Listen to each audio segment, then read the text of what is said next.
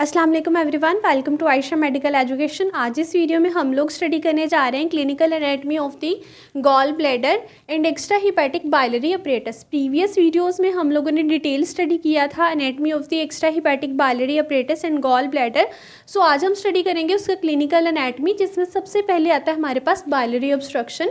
Biliary obstruction name से indicate कर रहा है कि इसमें क्या होगा, बाइल की ऑब्स्ट्रक्शन हो जाएगी और बाइल जो है वो हमारे पास सेकेंड पार्ट ऑफ ड्यूरिनम में रिलीज नहीं हो पाएगी। सो दिस ऑब्स्ट्रक्शन में कंप्लीट और partial obstruction, passage of bile is block, mean second part of duodenum में बाइल जो है वो रिलीज नहीं होगी, उसके पैसेज में बाइलरी अपरेटस के पैसेज में कहीं ना कहीं ऑब्स्ट्रक्शन हो जाएगी किसी भी डक्ट में, किसी स्टोन की वजह से। सो इसकी वजह से क्या होगा, हमारे पास बाइलरी ऑब्स्ट्रक्शन हो जाएगा। अगर इसकी काजेज़ की बात करें तो ये इंट्रा हिपैटिक भी हो सकता है और एक्स्ट्रा हिपैटिक भी। Intra hepatic mean biliary system के इनसाइड कोई ऐसी काज है जिसकी वजह से ऑब्स्ट्रक्शन हो गई है। Extra hepatic mean biliary system की बाहर वाली साइड से कोई ना कोई ऑब्स्ट्रक्शन जो है वो बाइल के रिलीज को कम कर रही है। सो अगर इंट्रा हिपैटिक होगी, इसका मतलब कोई ना कोई अंदर गाल स्टोन है, मीन गाल ब्लैडर में स्टोन था जो कि स्लिप हो गया किसी डक्ट में आ गया है। सो इनसाइड है, इंट्रा हिपैटिक है, सो गाल स्टोन होगा अंदर। और एक्स्ट्रा हिपैटिक मीन बाहर से कोई ना कोई चीज़ जो है वो प्रेशर लगा रही है या कंप्रेशन लगा रही है जिसकी वजह से ऑब्स्ट्रक्शन हो रही है। जैसे कि हमारे पास cancer of the head of pancreas, अगर हेड ऑफ पेंक्रियाज का कार्सिनोमा हो गया है तो वो क्या करेगा, बाइल डक्ट पे प्रेशर लगाएगा, कंप्रेशन लगाएगा, तो उससे क्या होगी, ऑब्स्ट्रक्शन हो जाएगी। So this cause is extra hepatic and this is intra hepatic. सो जब हमारे पास बाइलरी ऑब्स्ट्रक्शन होगी तो उसके कुछ ना कुछ क्लिनिकल फीचर्स होंगे, जैसे कि light colour of faeces, jaundice and dark colour urine. जब बाइल रिलीज नहीं होती तो इसका मतलब पिगमेंटेशन कम हो जाती है। सो उस पिगमेंटेशन के कम होने की वजह से फीसिस का कलर लाइट हो जाता है और जो बाइल है वो ब्लड में रिलीज हो जाती है और स्किन का कलर क्या है, येलो हो जाता है, जिसको हम बोलते हैं जॉन्डिस, ठीक है।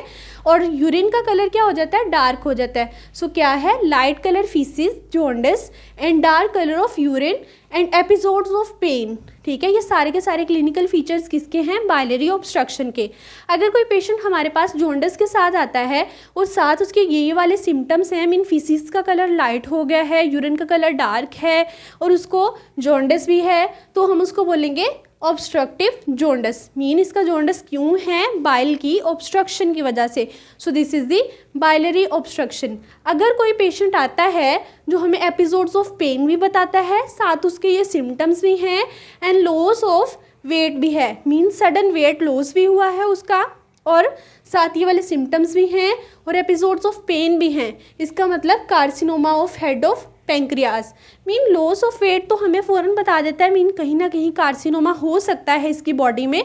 सो कार्सिनोमा तो है, बट अगर साथ ये चीज़ें भी है तो हम स्पेसिफिकली डायग्नोज कर सकते हैं कि ये कार्सिनोमा किसका होगा, हेड ऑफ पेंक्रियाज का। सो उस कार्सिनोमा ने क्या किया, बाइल की ऑब्स्ट्रक्शन कर दी और बाइलरी ऑब्स्ट्रक्शन की वजह से साथ ये वाले सिम्टम्स आएंगे, ठीक है। सो ये थे हमारे पास क्लिनिकल फीचर्स में obstructive jaundice and carcinoma of head of pancreas. Next आता है हमारे पास referred pain for the gall bladder and CBD common bile duct. Pain of gall bladder on common bile duct is referred at these points: epigastrium, right shoulder, inferior angle of right scapula। Mean gall bladder और common bile duct की जो refer pen होगी वो कहाँ कहाँ होगी, epigastrium में। Epigastrium क्या है, एक रीजन है 9 रीजन ऑफ एब्डोमेन में से। सो एपिगेस्ट्रियम में पेन होगी, राइट शोल्डर में and inferior angle of the right scapula. Next है हमारे पास कोलिसिस्टाइटिस। ITIS नेम से इंडिकेट कर रहा है क्या होगी, इन्फ्लेमेशन होगी। और कोली किसके रिलेटेड है, गॉल ब्लैडर के। सो ये किसकी इन्फ्लेमेशन होगी, गॉल ब्लैडर की इन्फ्लेमेशन होगी।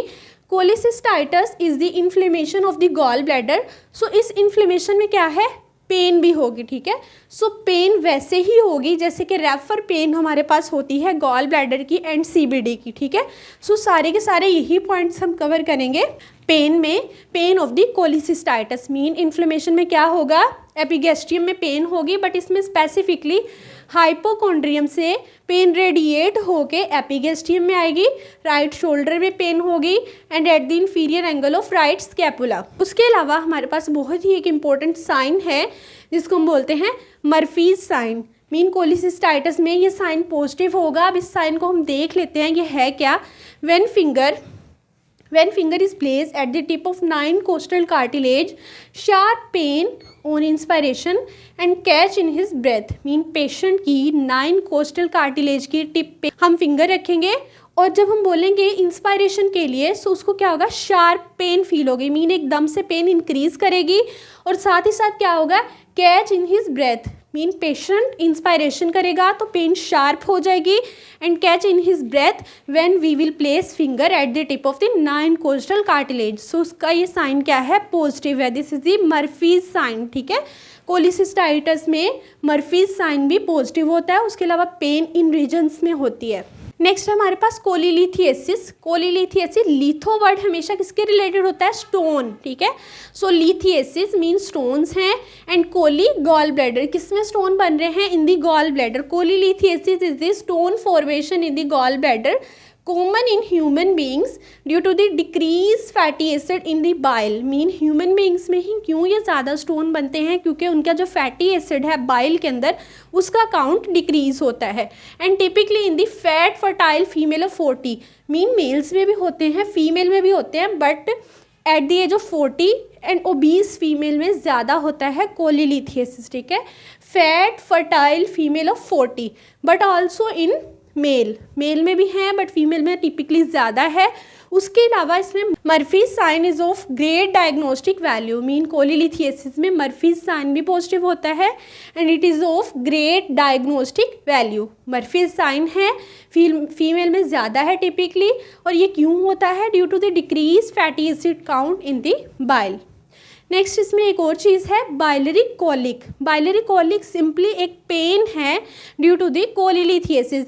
Biliary colic is time to time spasmodic pain due to the stones. Mean cholelithiasis में स्टोन्स बनते हैं, सो उन स्टोन्स की वजह से टाइम टू टाइम एक स्पाज्मोडिक पेन होती है जिसको हम कहते हैं बाइलरी कोलिक इन कोलिलिथियसिस. ठीक है, नेक्स्ट है हमारे पास कोरवोइजियर्स लॉ. कोरवोइजियर्स लॉ में क्या होता है, हमारे पास डायलेशन ऑफ गॉल ब्लैडर होती है बट कुछ कंडीशन में नहीं होती. सो इसको हम डिफ्रेंशिएट करेंगे. Extrinsic obstruction cause dilation of gall bladder but intrinsic obstruction does not. ठीक है, intrinsic obstruction dilation of gall bladder नहीं काज करती, बट जो एक्सट्रिंसिक ऑब्स्ट्रक्शन है वो dilation of gall bladder cause करती है. इंट्रिंसिक और एक्सट्रिंसिक ऑब्स्ट्रक्शन क्या है, बेसिकली ये intra hepatic and extra hepatic obstruction ही है.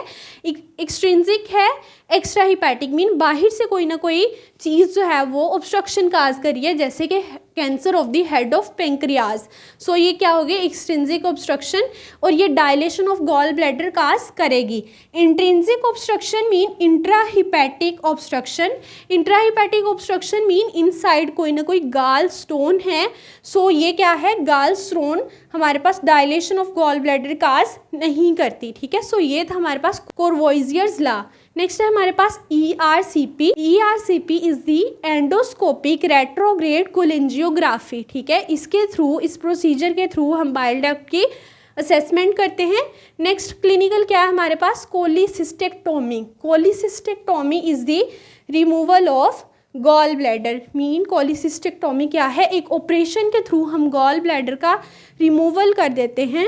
सो ये थी हमारे पास overall clinical anatomy of the gall bladder and extra hepatic biliary apparatus, जिसमें क्या हमने देखा, बाइलरी ऑब्स्ट्रक्शन को, उसके काजेस को, उसके फीचर्स को, देन उसमें हमने ऑब्स्ट्रक्टिव जॉन्डस और carcinoma of head of pancreas को देखा, देन रेफर्ड पेन देखी इन 3 रीजन में. उसके अलावा कोलिसिस्टाइटिस को स्टडी किया, cholelithiasis, biliary colic, Courvoisier's law, ERCP and cholecystectomy. If you understand this video, so please like, share and subscribe the channel. Thanks for watching.